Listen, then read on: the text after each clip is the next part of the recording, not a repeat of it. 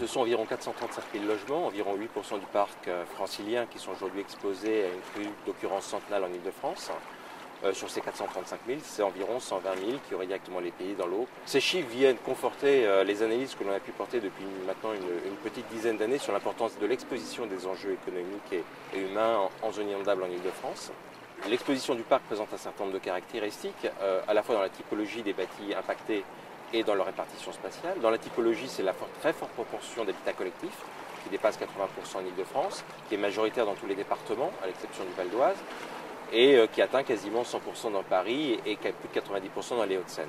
Et en termes de répartition spatiale, l'autre caractéristique, c'est la très forte concentration dans les départements de la Petite Couronne, sur Paris, sur le Val-de-Marne, sur les Hauts-de-Seine, avec pour chacun de ces départements près de 100 000 ou plus de 100 000 logements impactés. Autre caractéristique, c'est la forte exposition au niveau d'aléas. Près de 50% des logements sont exposés à des niveaux d'aléas forts à très forts, c'est-à-dire des hauteurs de submersion supérieures à 1 mètre. Ces chiffres viennent consolider le choix d'inscrire la métropole parisienne, l'agglomération parisienne, dans un territoire à risque important d'intérêt national, dans le cadre de la mise en œuvre de la directive inondation en Ile-de-France.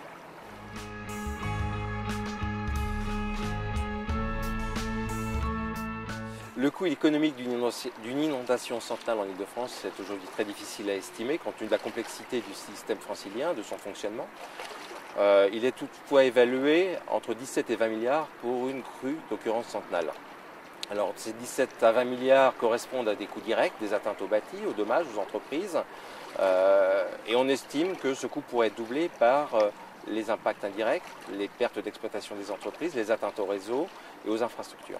Dans l'évaluation des dommages, il y a aussi une caractéristique importante à prendre en compte, c'est la dépendance au réseau du fonctionnement de l'agglomération, de son fonctionnement économique notamment, avec des réseaux très importants en matière énergétique. C'est le réseau d'électricité qui serait très largement touché, c'est les réseaux de transport, à la fois routiers mais aussi de transport en commun.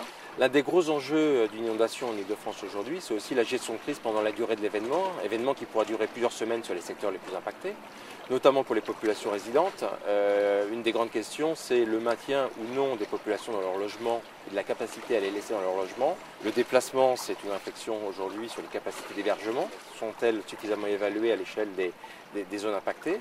Le maintien, à l'inverse, c'est des questions de conditions de vie fortement dégradées, sans eau, sans électricité, sans assainissement. C'est des questions d'accessibilité aux immeubles. C'est aujourd'hui un des gros enjeux d'une inondation, de la gestion de crise d'une grande inondation en Ile-de-France.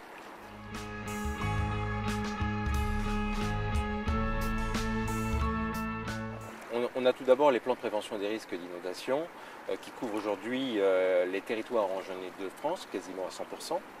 Alors c'est des outils importants qui permettent de réglementer l'urbanisation et qui fixent notamment des règles de construction sur les nouveaux bâtis en zone inondable. On se rend compte néanmoins que dans le contexte francilien, ils trouvent leurs limites parce qu'ils ont assez peu d'actions sur l'existant et notamment sur les zones déjà urbanisées. S'ils sont efficaces pour limiter les extensions urbaines, les PPR ont plus de mal à contenir aujourd'hui le renouvellement urbain. On a une croissance constante des enjeux de population, d'emploi en zone inondable. C'est essentiellement lié aujourd'hui au phénomène de reconstruction de la ville sur la ville, avec des friches industrielles qui sont largement localisées le long de la voie d'eau, en zone inondable, et qui sont aujourd'hui l'objet de grandes opérations d'aménagement, avec un phénomène, c'était le remplacement par exemple d'entrepôts, de stockage de matériaux, de petites entreprises, par des logements collectifs, des immeubles de bureaux, qui viennent densifier les populations et les emplois en zone inondable.